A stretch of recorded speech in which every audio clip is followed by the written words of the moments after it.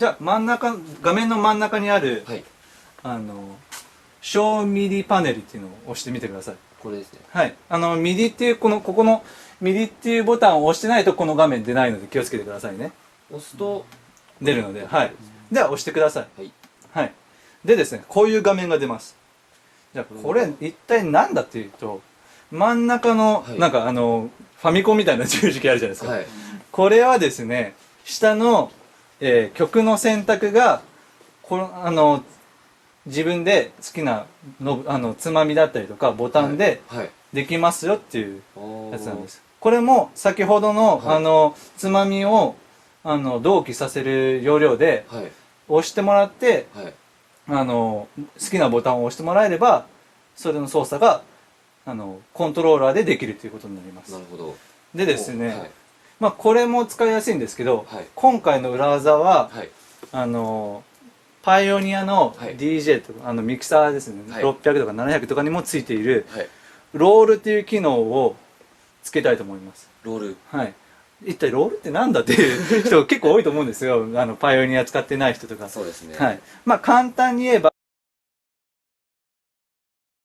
つまり、曲のサビの頭でロールをかけて、で、8小節ループして、ロールをずっとかけた状態にして解除するとサビが終わる。サビが終わるっていう。サビが聴けないっていう。そうですね。で、ループだと、サビがまた始まるっていう。サビから始まるということになる。なるほど。ありがとうございます。ありがとうございます。なるほど、なるほど。わかりやすかったです。わかりやすかったです。なので、その機能、まあ、実際曲流したらわかると思うんですけど、まあ、ちょっと口で説明するとこういうことになります。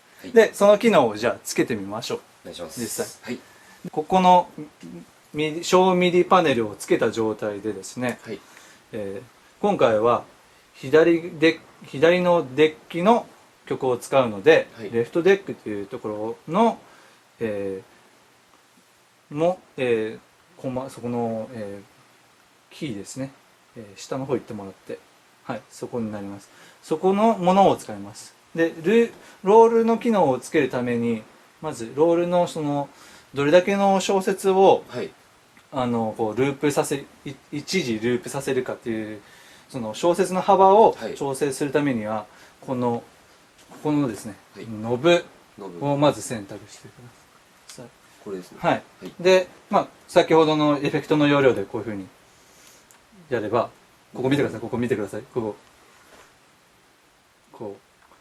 ああ、いいですね。こう、ループする小節の幅がここで調整できるようになります。なるほど。はい。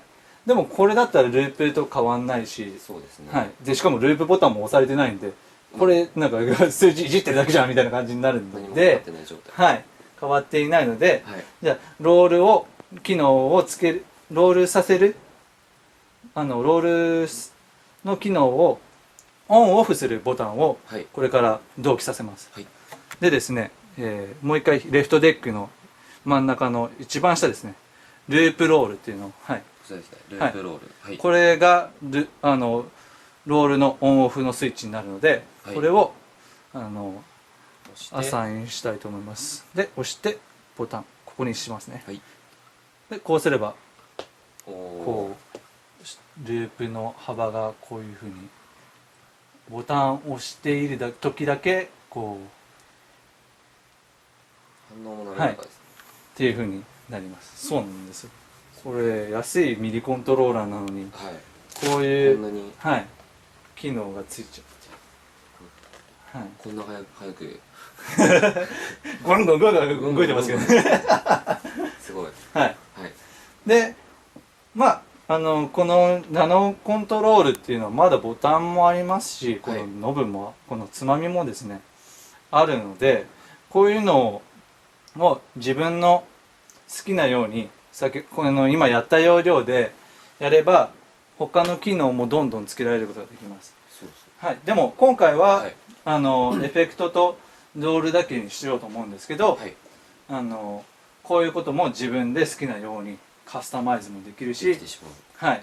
で、キーボードで押して、あーみたいな。いうことにはならない。はい。Q ポイント間違えたりとか、サンプルボタン間違えたりとかっていうことも、このキーボード何入れたかっていうことをちゃんと覚えていれば間違いないと。自分だけのオリジナルコントローラーがそうなんですよ。作れてしまうんですね。っていうことになります。なるほど。で、はい、まあこれで今日簡単な説明なので今回これだけにしますが、はい、じゃあ実際どういうふうに変わるかっていうのをこれから試してみたいと思います。お願いします。でですね、はい、じゃあ、もう一回画面見てもらってですね、右のボタン、右上にあります右のボタンを押してください。押します。はい。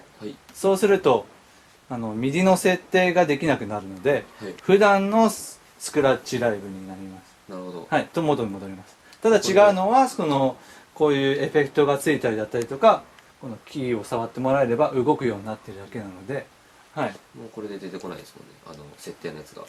そうなので、もう普段DJ してるときはミディを押さなければ通常通り動くということになります。